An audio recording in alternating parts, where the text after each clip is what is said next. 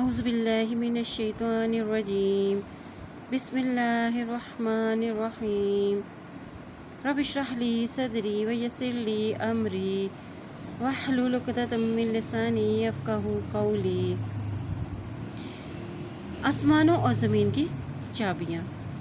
ارشاد خداوندی ہے، لہو مقالید السماوات والارض، اسی کے پاس ہے چابیاں آسمانوں کی اور زمین کی۔ اس کی تفسیر میں حضرت عثمان رضی اللہ تعالیٰ عنہ سے روایت ہے کہ انہوں نے جناب رسول اللہ صلی اللہ علیہ وسلم سے اس کے متعلق سوال فرمایا کہ آسمانوں اور زمین کی چابیاں کیا ہیں، یعنی کون سی عبادات کی یا اس سے اعلیٰ درجہ یعنی جنت کی وارث بناتی ہیں؟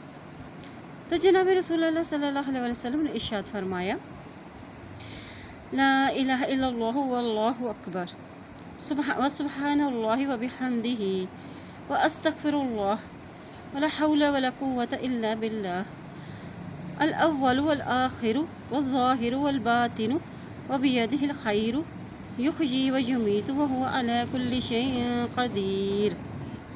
جو شخص ان کلمات کو 10 مرتبہ صبح کے وقت پڑھے گا تو وہ شیطان کے شر سے محفوظ رہے گا اور اس کے لیے جنت میں ایک درجہ بلند کر دیا جائے گا۔ سبحان اللہ۔